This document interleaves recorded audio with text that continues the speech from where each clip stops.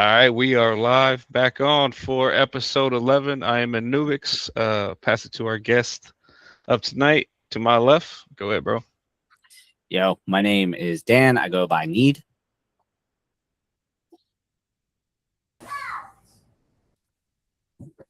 You're muted. I do this almost every week. What's up, guys? Jesse, aka Cerd, guy that can't unmute himself. Mike. Hello, I'm Michael, and I am glad to be here. All right, we had a little hiatus for 2 weeks leading up to obviously DEF CON. Black Hat, B-Sides Las Vegas, all the things. Back now, a week of recovery or so.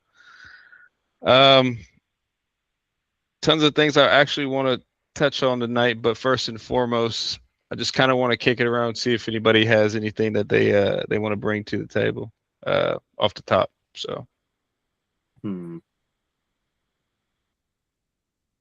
I'm good. Nothing off the top of my head currently.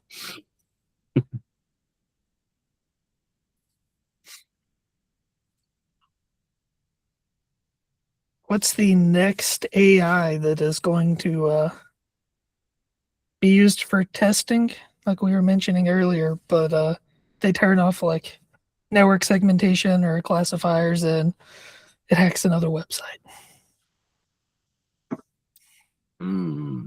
That is a good question. if it did, what website? No, just Well, there's a trend currently. The trend currently is, based on what I can tell, because all of the sites being hit are sites hosting other models. So I think they're trying to scrape other models. And I think doing that is how like Hugging Face got hacked, for instance. So I think that well, when's the open source one's going to happen? When are these open weight models going to start, leaving people's bedrooms and hacking websites? When it is misconfigured, which would be almost immediately, probably. I guess the only saving grace there is the fact that GLM is the lightweight version. It's still 500 something gigs of memory required. Mm-hmm. Yeah, it should be really interesting to see how that actually evolves going forward, right? With more people going that route, so to speak, how that's actually going to venture into I'll call it leakage, right? Whatever the term they want to use, right? And how that starts proliferating words, English, into other networks or domains, right? I mean, all I can really see is like the early stages of cloud all over again, right? Like, and the mishaps with that. Granted, obviously it's going to get spun up a lot more faster, just because you have that engine on the back end. But I don't know, man. Like I said, the next 9 months to a year is going to be very interesting on all fronts, from an offensive side, from defensive side, and just from a pure standing up infrastructure.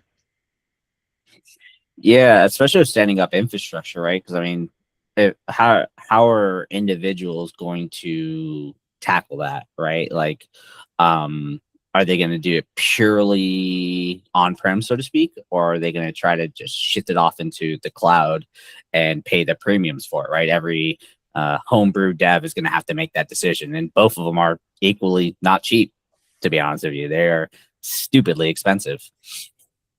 I think I've seen like the trend of localized hardware increasing more rapidly, I guess, than cloud infrastructure as far as the infrastructure itself goes. And I 100% believe that as manufacturers trying to push us to cloud-based infrastructure. It's like entire year's worth of shipments being purchased before the year even starts. Mm-hmm. What do you think's driving that, Jesse? I mean, just because like I know you see a lot of that on that side of the So like where I actually meet with the vendors and everything, I 100% believe that it's due to like the cloud bubble with where everybody's investing in everybody. So before these products are even being brought to us to be able to even bid on it or think about buying it, it's thrown to their partners first. And they're like, oh, that's a good idea. Let me go ahead and buy all of your shipments for next year. Mm-hmm. And then they go into data centers and destroy the world. Destroyed the world. Wasn't what vendor was it that stops doing business to consumer? They only do business to business now. I can't remember. I think it happened last year. Is it Microtech?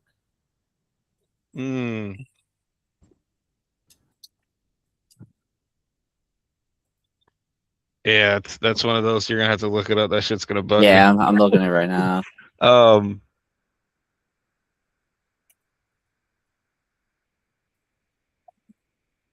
Trend Micro? That wasn't Trend Micro. Micron Technology. Yeah, okay.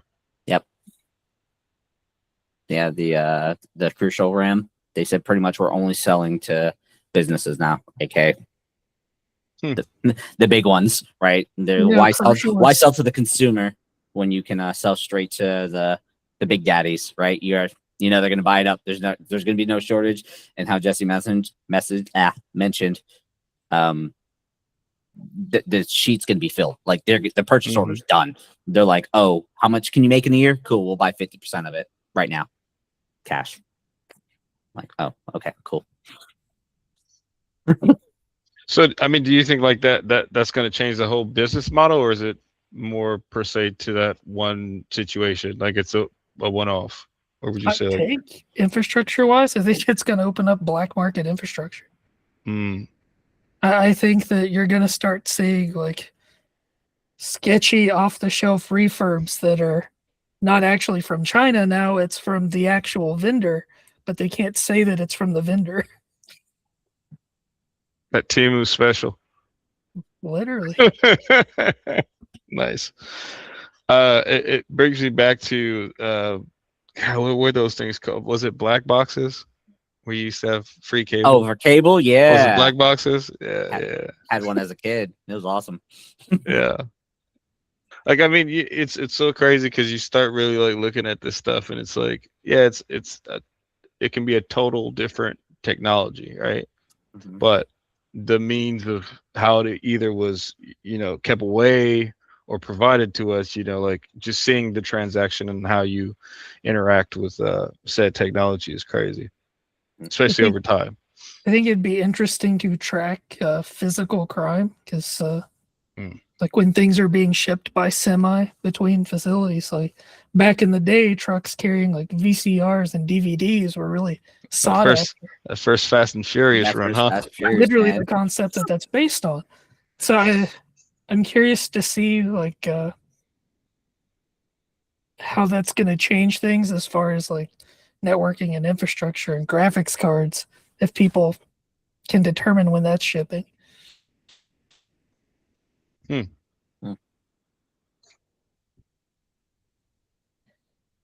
Mike, I know you got the hot take, man. I see you over there like he's curating it.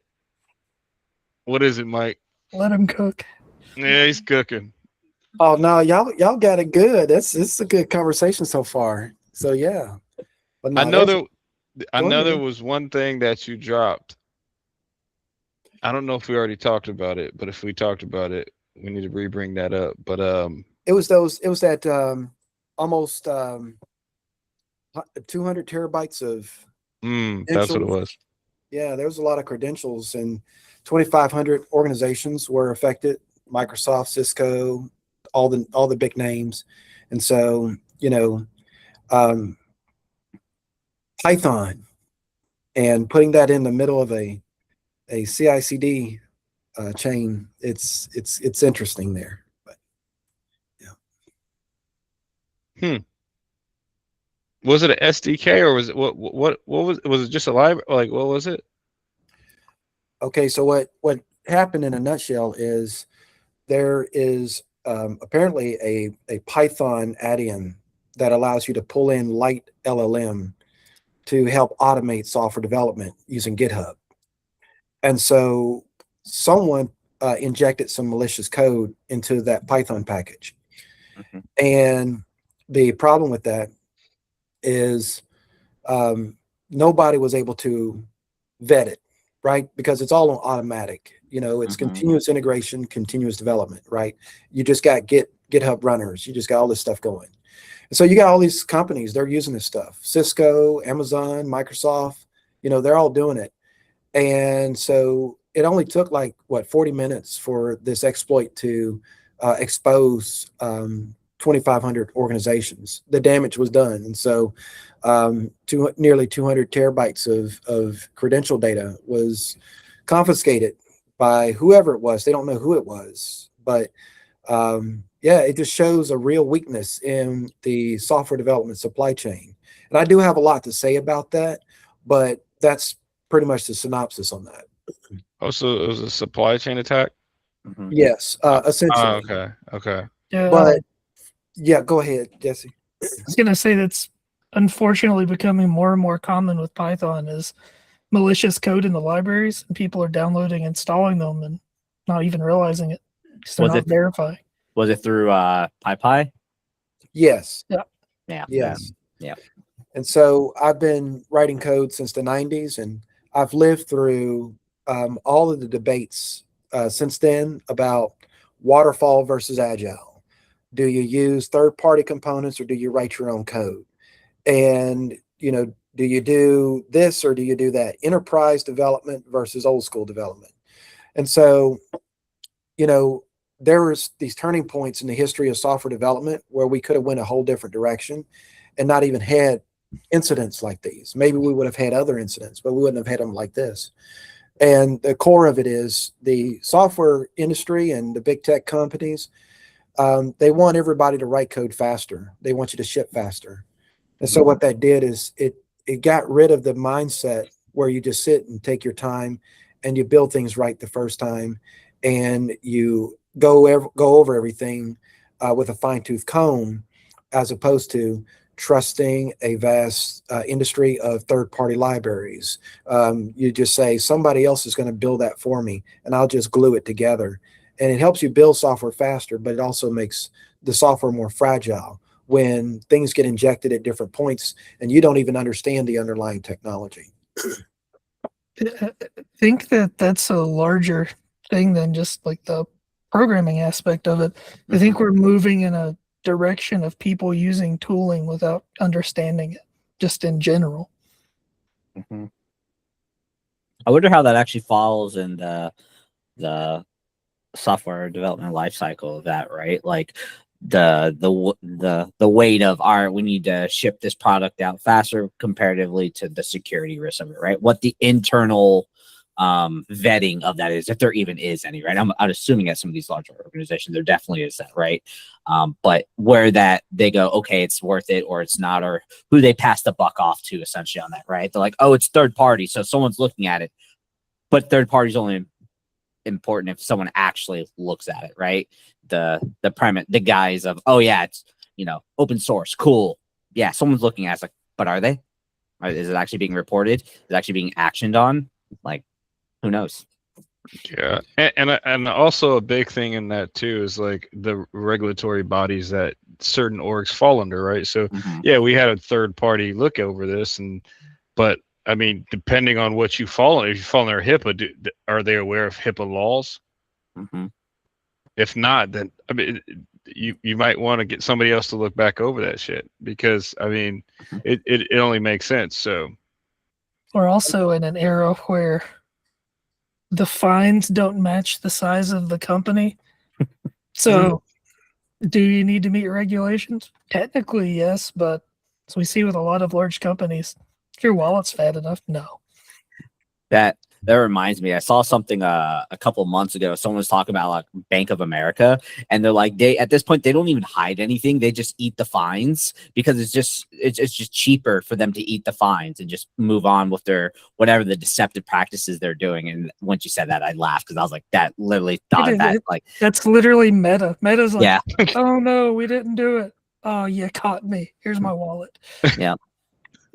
And see, Daniel, you're onto something there. It's like they know there's a problem and they know it'll cost a lot of money to fix it, but they just want to cash the check at the end of the day. And so it's like, just go ahead and just keep moving forward with what we got, even though it's not the best in the world. And so it kind of just keeps going on from there. Mm-hmm. We need a finance guy on here because I guarantee that's already budgeted in annually. Just like, we're gonna pay this much in fines this year. I'll get Kelso on here at least one time. Yeah, for sure. Well, I mean, they definitely have lawyers, in-house, probably, right? Specifically, that's what they do. So, Our legal team is massive. Yeah. But that also points to the other, what you call the Achilles heel of our technology industry, whether you're talking about infrastructure or software development, is it's no longer ran by the engineers. You see, and so many of these things could, in theory, probably be resolved more efficiently if engineers were driving this, but the engineers are not driving this. And so, it just goes back to the supply chain attack. It's like, somewhere down the line, someone said that if a third party builds the component and it's a trusted third party, right? Then it's like, okay, so Microsoft built these software components. Microsoft is a big $1 billion company. Surely a $1 billion company knows what they're doing. Amazon built EC2 or, the Amazon cloud. Surely with all their money, they know what they're doing, right? But the thing is that it's people like you and me that's working for these same companies, and they're subject to some of the same errors that we could make. It's just that they make them on a larger scale and they cover them up, and we trust them and we link into their libraries, and we see calamity increase as a result. Mm-hmm. Good old Microsoft. I really hate the fact that you said it that way, because that's what I deal with almost on a daily basis in enterprise environments. Oh, yeah. Non-technical people making technical decisions and heading up technical integrations. A lot of keywords there. I love it. I'm trying to be as polite as I can be about it. I was like, a couple of them actually watch the podcast. I was about to say, sound like a politely worded email there for a second. I was like, hold on. I had to take a class called Corporate Communications for a reason. It paid off. Oh man! You can neither confirm nor deny that statement. We'll put a pin in that one and continue on. No, this is super interesting. One thing I will say, I will bring up from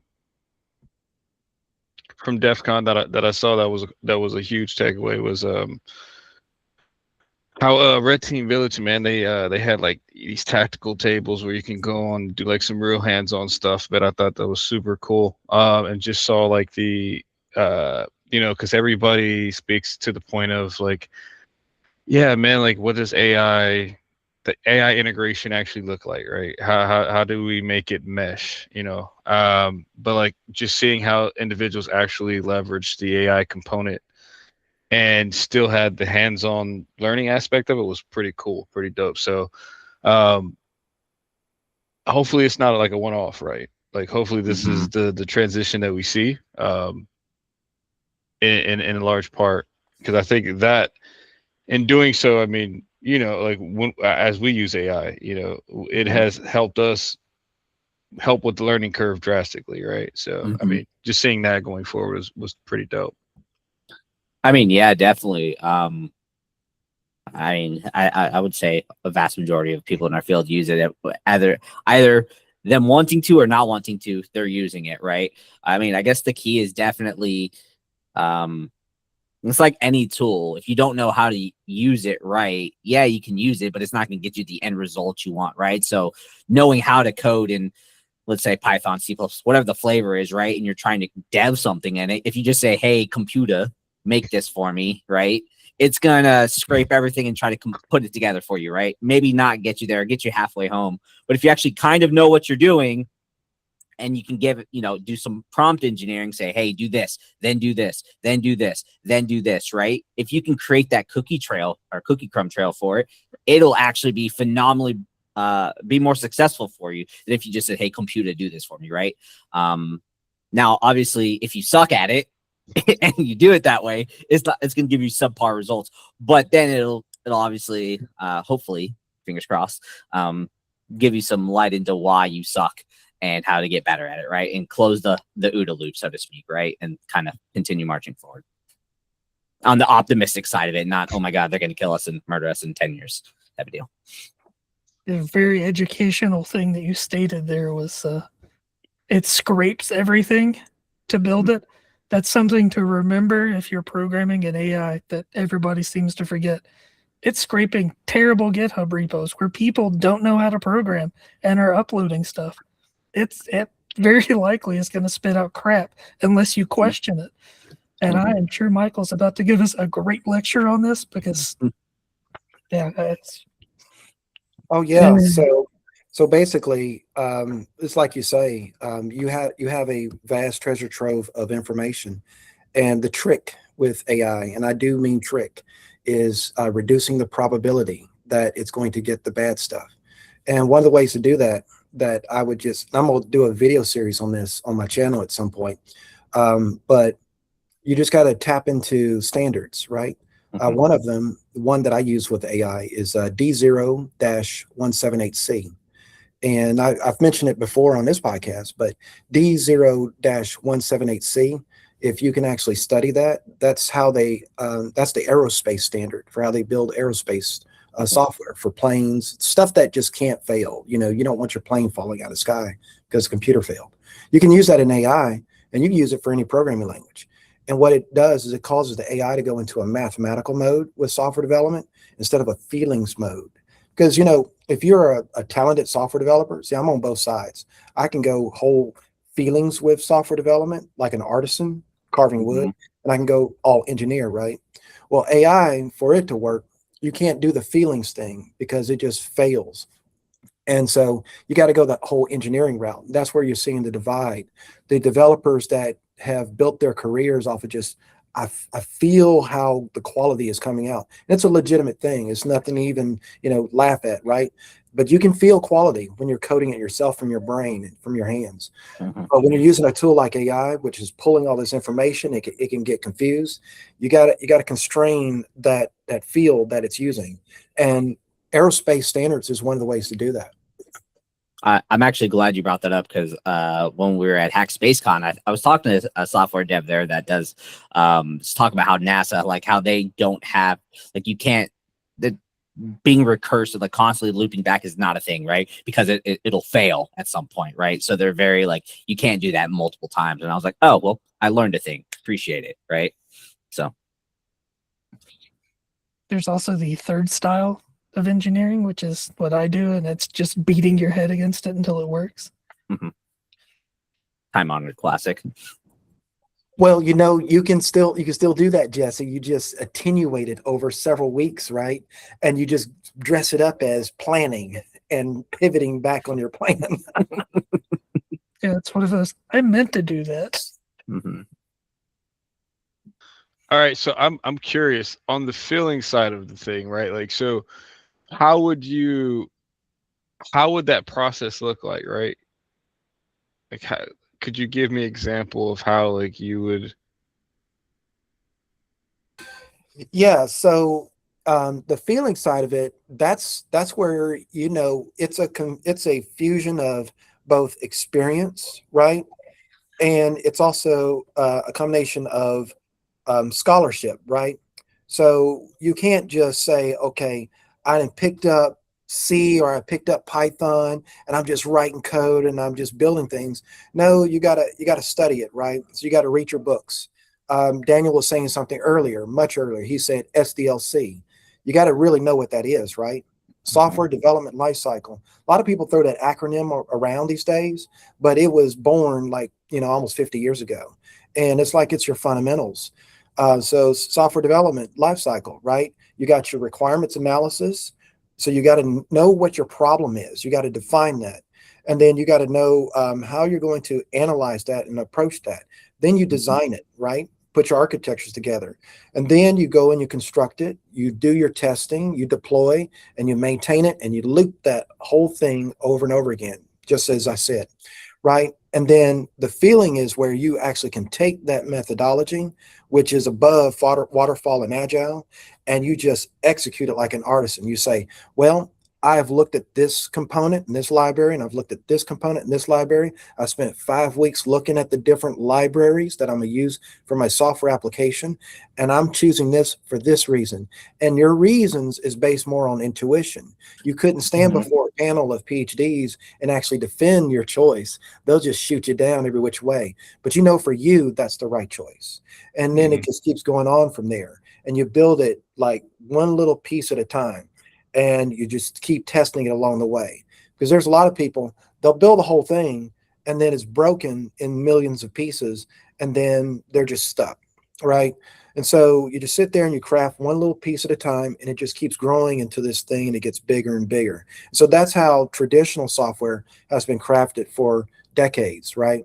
And then we had the other group of people that came and said, well, you got to engineer this stuff. And that's more inspired by the military, which I agree with, right? But but the feelings, that's where a lot of your really great software comes from. I'll give you the best example of our times. C# from .NET, that came from feelings. The guy who built that, he doesn't have a degree, and he just an innately talented software developer. And he built like Borland, he built C#, he built TypeScript. And as far as programming language geniuses, you know, he stands bigger than even the inventor of C++, you know, but he did it all on feelings. So, but yeah. That's dope. That's dope. Nice. Yeah, definitely the art versus the science, so to speak, Michael, right? Yeah. I mean, both are very important, right? Yeah. I just never saw it lay out like that. I was interested. Like, I was like, how would you, you know, because I was thinking more, it would be more on the grounds of like, maybe you saw something, like you saw a correlation. So you're like, I'm not going to go with that. I'll actually implement this because last time I saw this happen. I was thinking it more aligned that way, but to like. That is falling under your intuition. It's the same concept as you're attacking a box or doing a pen test. You see one or two things that just automatically pop into your head. Well, here's my attack path. It's the same concept. Nice.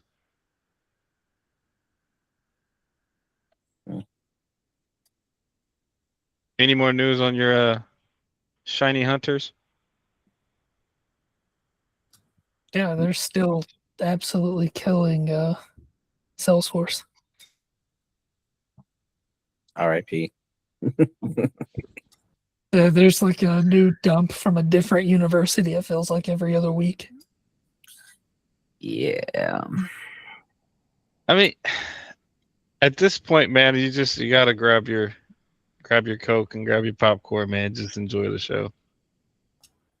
So what I think's personally happening there, and why I think their attack patterns have changed really drastically, is you have to think of how much money they made over the years. And their patterns started changing when open weight models come out. I think that we're starting to see the beginning of open weight models and bad actors. I think we're. Are you saying that it's catching on more now? 9 months. Are you saying you're seeing it like catch on more now? More recently? Well, I think the patterns are shifting that way. Like, I'm trying to think of a good example. Because the shiny hunter ones, they pretty much just did a supply chain attack and gained access to everybody's Salesforce globally, it feels like. I think of a great example. Besides the AI breaches that we've seen where after the initial access, they're using LLMs to create the agents to extract everything. But I guess it's just a gut feeling that's the direction we're headed. So what do you, go ahead, Mike. My question has been, and I know you guys are familiar with the Computer Fraud and Abuse Act of 1976. And so I'm like, how does that factor into all of this? Because last time I checked, it was illegal to just go after, people's go after a system that you're not authorized to. Mhm. Yeah, it's still illegal. It's still definitely illegal. Very much. Very much illegal. Very much so. That's a great question. Yeah, Yeah, but I can't answer. people in those realms, they don't care. It's another day to them. Another server system or something that they can take over. If it's not already automated, to be honest with you, with their discovery paths. I think when I was reading last time at the beginning of this year, Shiny Hunter since 2019's like exfiltrated a petabyte of data or something. Some ridiculous number. Yeah. So yeah. If it's a group like that, they don't care. No. Was it them that no, it wasn't Shiny Hunters. It was someone else that revoked their ransomware from other threat actors because they were ransomwaring hospitals, like children's hospitals. I can't remember who that was. Someone did that. I'll look it Wait, up. so they did what now? They revoked? Yeah, so I don't want to speak too much out of my my noggin Gotcha. here. I Yeah, gotcha. but essentially, yes, whoever was selling this ransomware, one of their quote code of conduct says they wouldn't use it against like vulnerable populations, and they were using it against children hospitals, and they revoked essentially it from them. But I'll do a quick search real quick and see if I can find it. Dude, to be Lockbit? able to pull What's a that petabyte of data, you got to have a real good internet connection, right? What was that? That was like everything though, So right? That was 7 years and okay. Yeah, multiple it wasn't people. like okay, cool. Just like pulling that much data, all that was just. Is it the Lockbit ransomware? That's the one I saw. Was it in Canada? Also. Mm.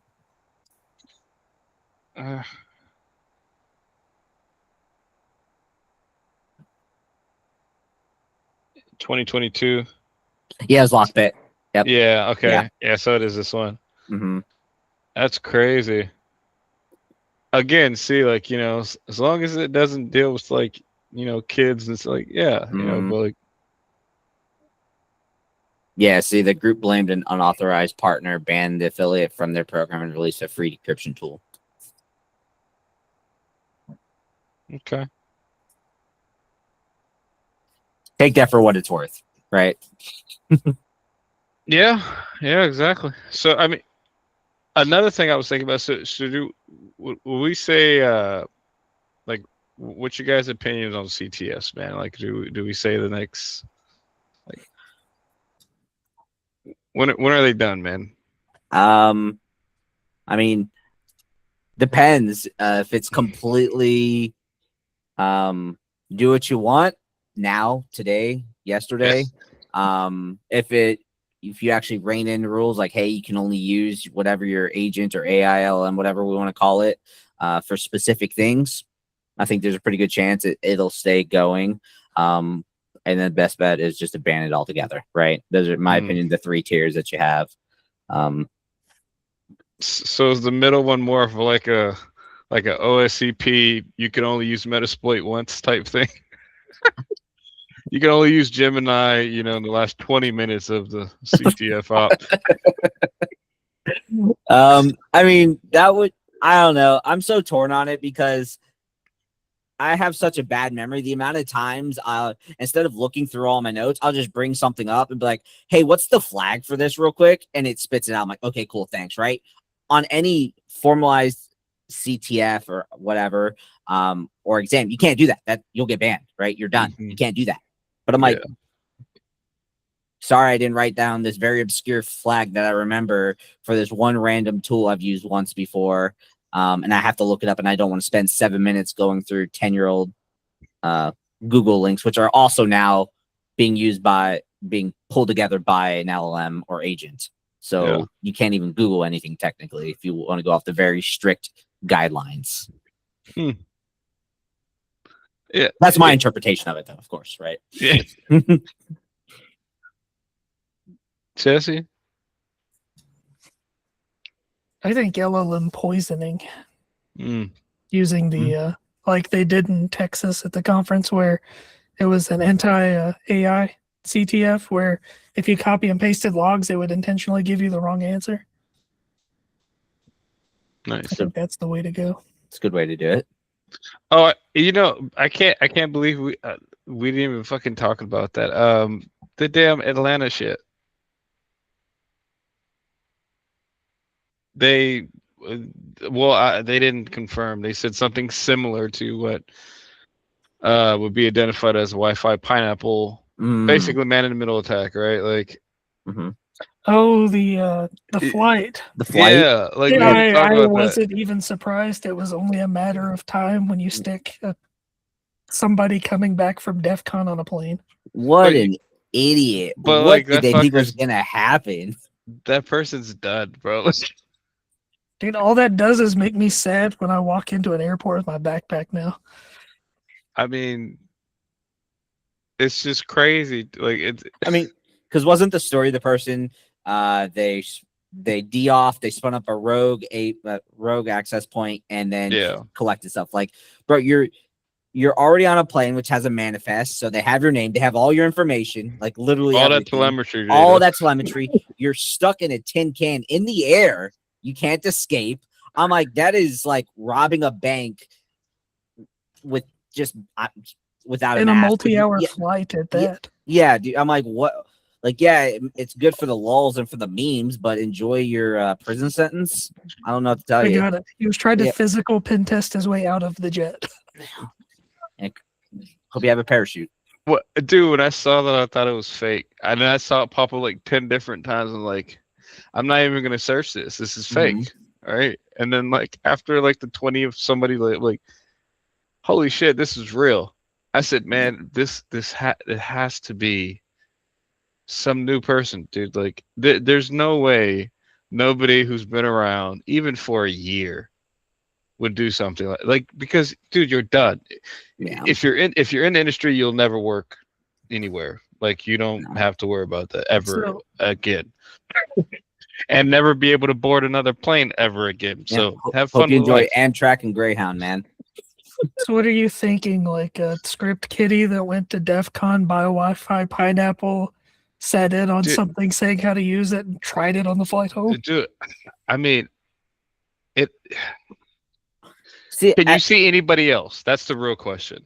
I know what it looked like. I know how it, we all know how it like happened, dude. when I But, first saw the article, I was like, oh, so they bought like a Flipper Zero or some ESP32 and they just de-off like an idiot. They don't know what they're doing. But then I was like, oh, they actually set up a rogue they AP. stood it up. I was like, oh, they know what they're doing. Yeah. You don't, what, you got to put both those together.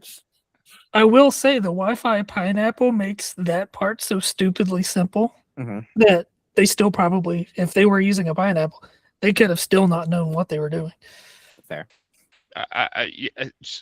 The fact that they did that tells me they don't know what the fuck dude. What, bro?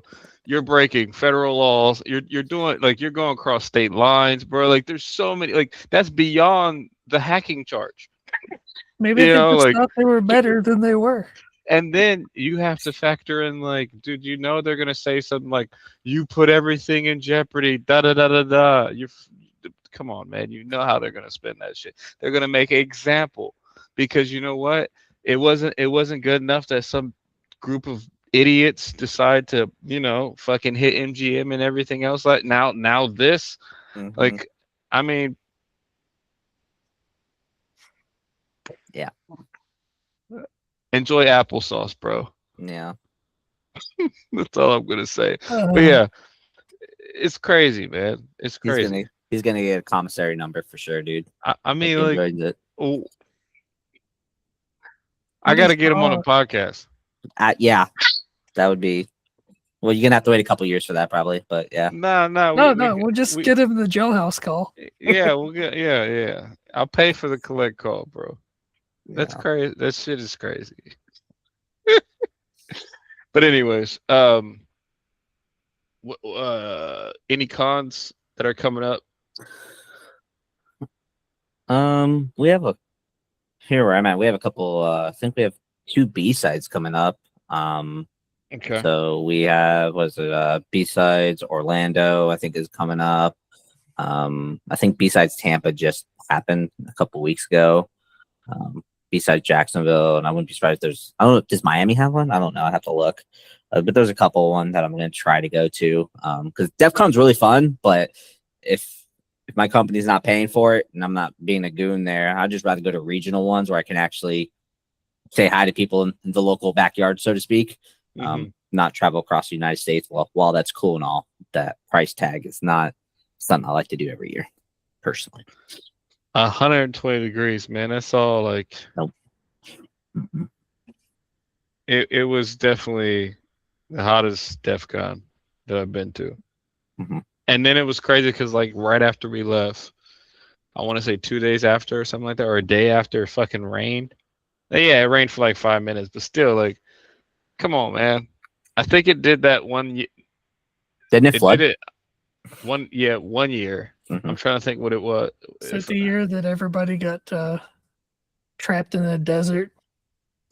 At one of the music festivals? Was it Coachella? Is some random one or the other? Okay, yeah, it was. It was Burning Man. It wasn't Coachella's Was Burning it Burning Man? Okay. That's crazy.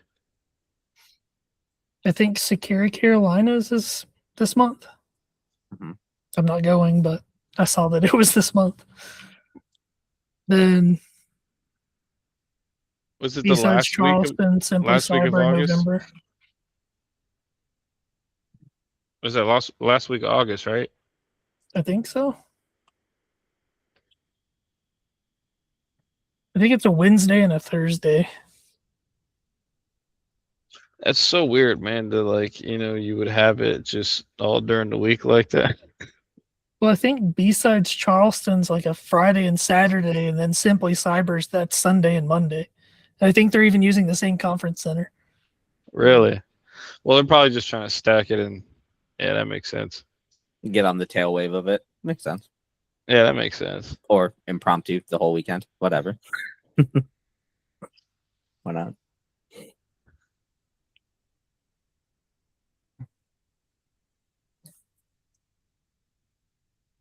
Nothing else?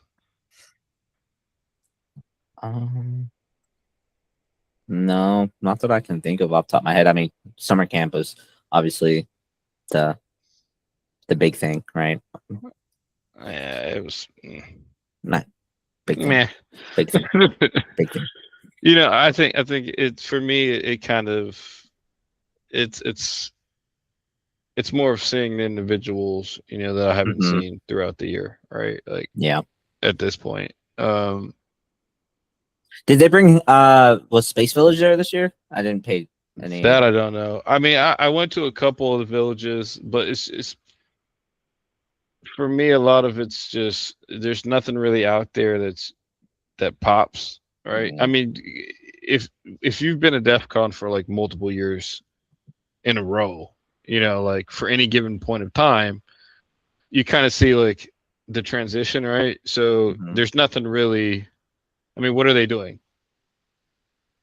Two some years ago, or I think it was 2 or 3 years ago, when they were fucking hacking, satellites in low Earth orbit. That was dope.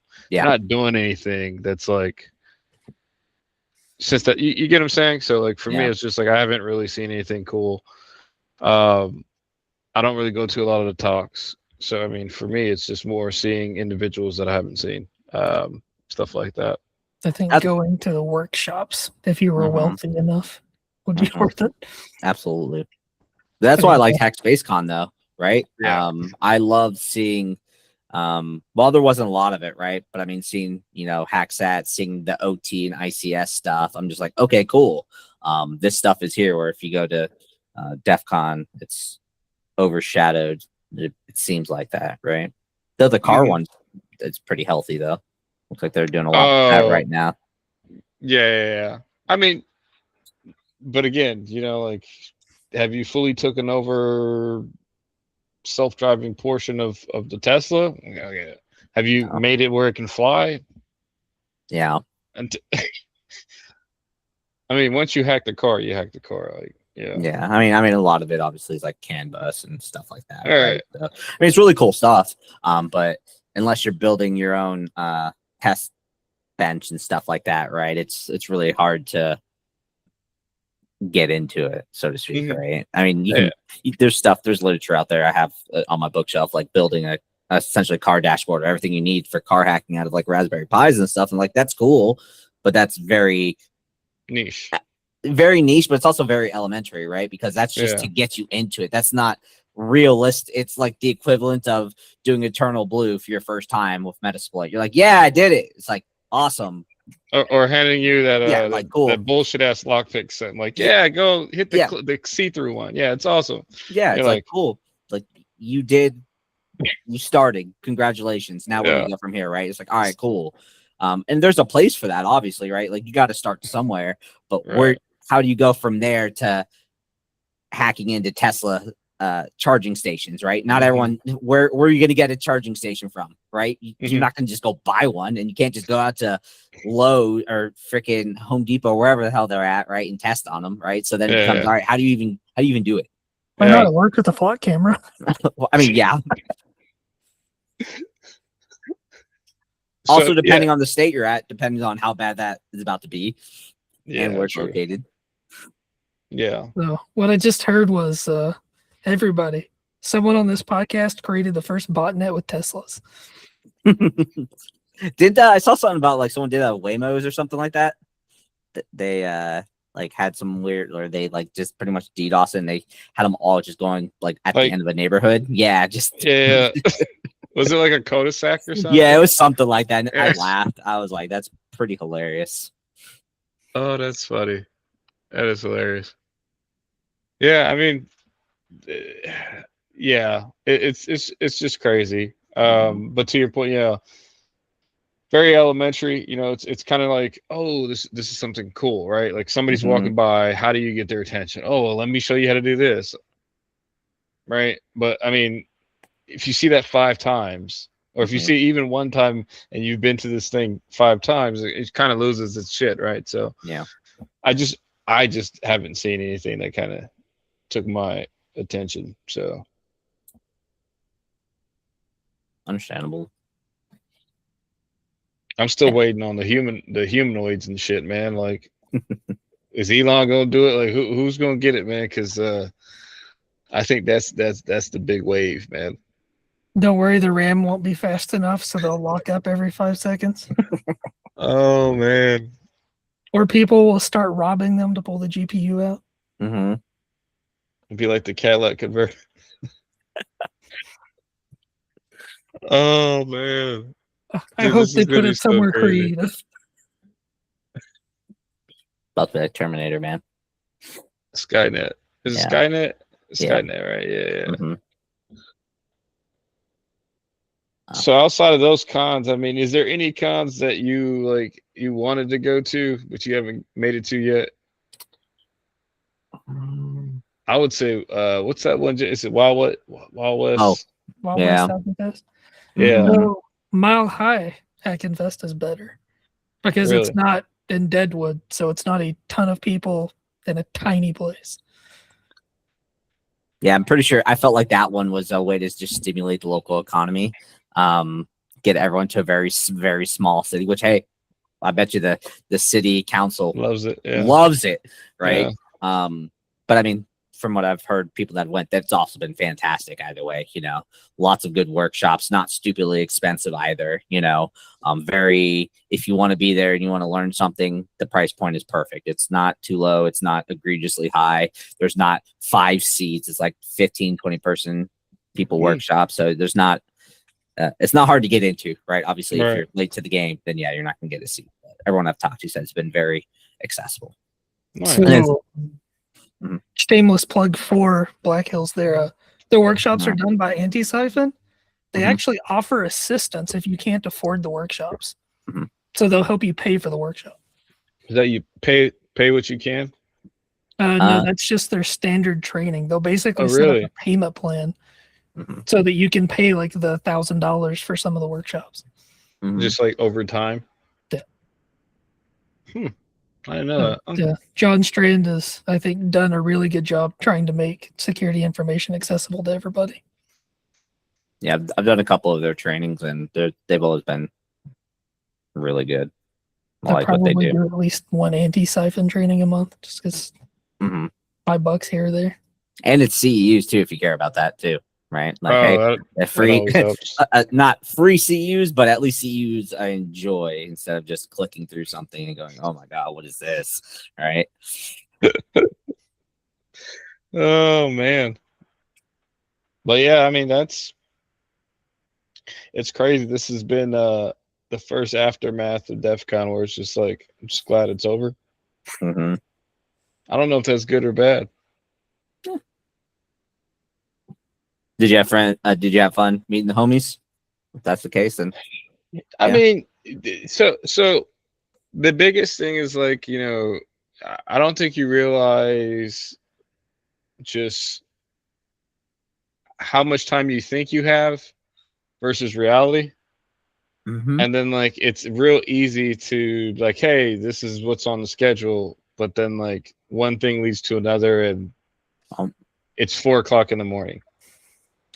I like what's going on? I have to go with a plan. Like, hey, I'm gonna go see this, or I'm gonna go to this workshop. Like, these are non-negotiable. Anything after that is I would like to, but if it doesn't happen, I'm okay with that, right? Like that's Mhm. because you can't see every talk, you can't be at every village, like or whatever, every workshop. If you got that type of money, good for you. Right? Like you gotta, I would say, plan accordingly, unless you just want to mosey around, which is awesome. But Mhm. then you'll see what you see, I guess, and hopefully you're there at the right time for whatever you want to see. I need a sign that says "We are the poorest." I can hold up. Mm-hmm. I mean, it's just so much, like it's just so much. Yeah, you got to go with a So plan, much, man. Got to go with a plan. even outside of the prereqs, right? Like if I have something I have to do, I'll do it, right? Like Yeah. not an issue. But it's more of just like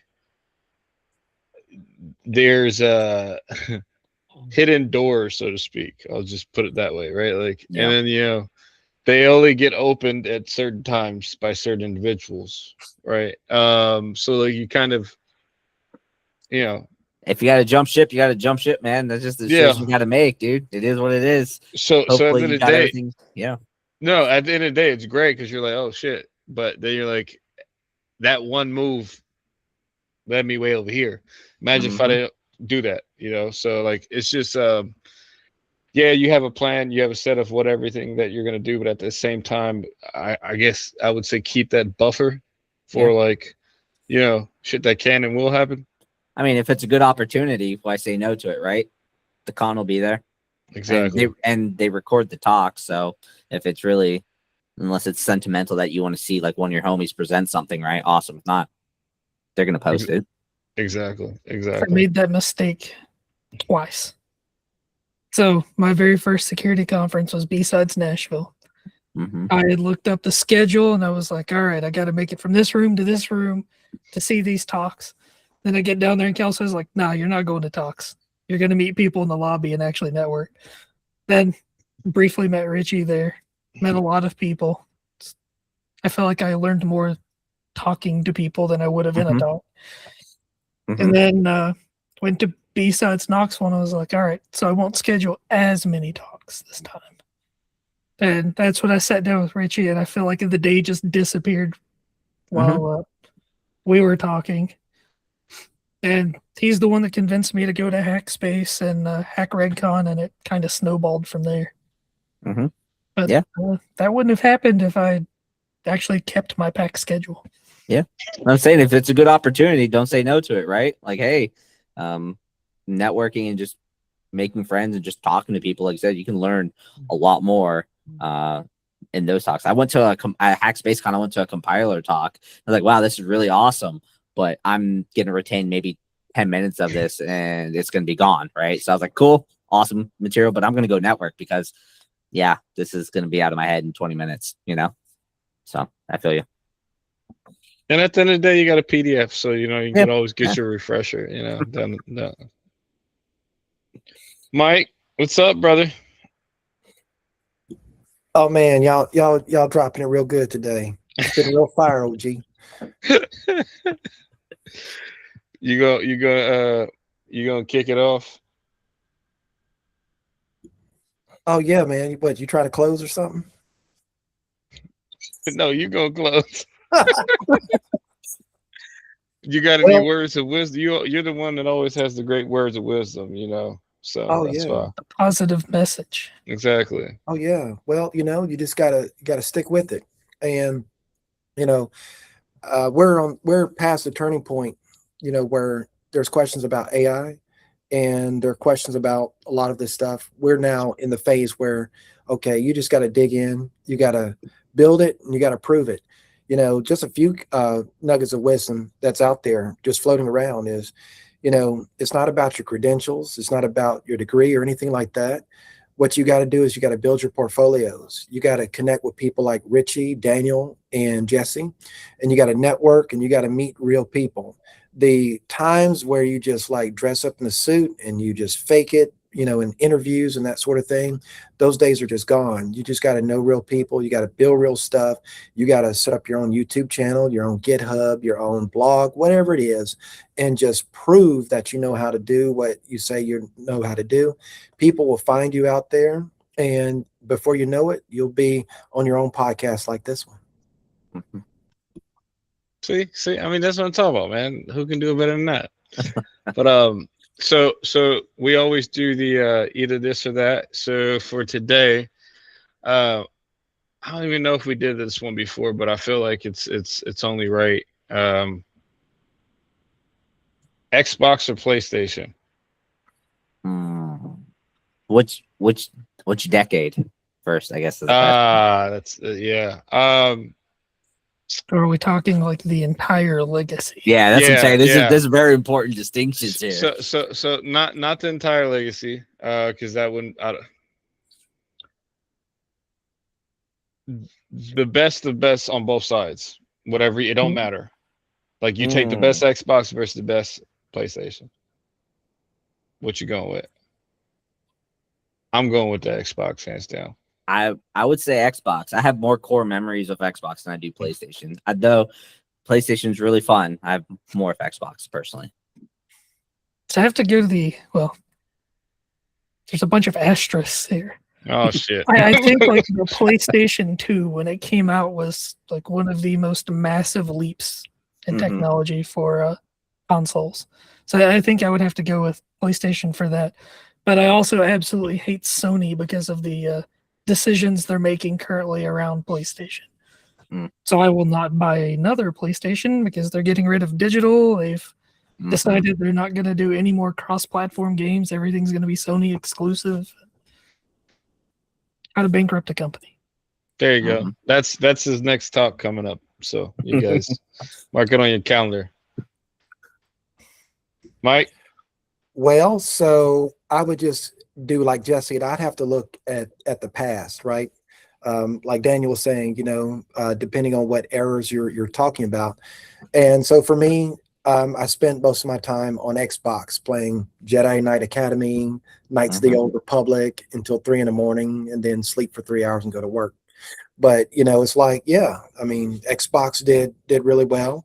I think the future is the Steam machine, but I've always had this thing for Sony PlayStation, but Xbox was just simply more accessible, and they did really well with that accessibility.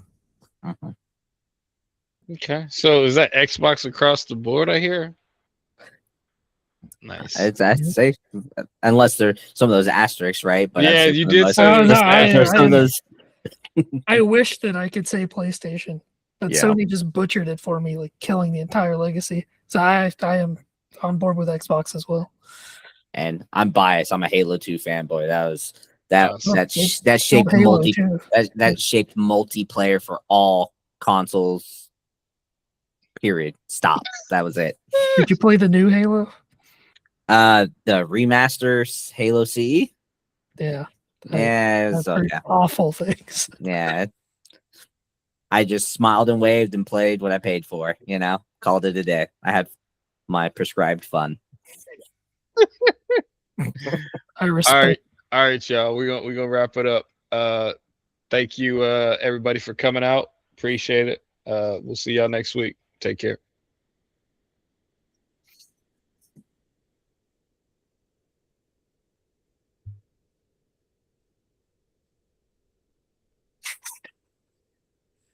Oh, well, He left it recording. I was about to say, is he making a new room? Ah, he's back.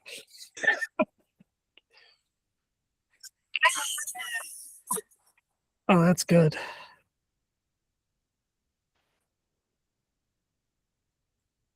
Welcome back.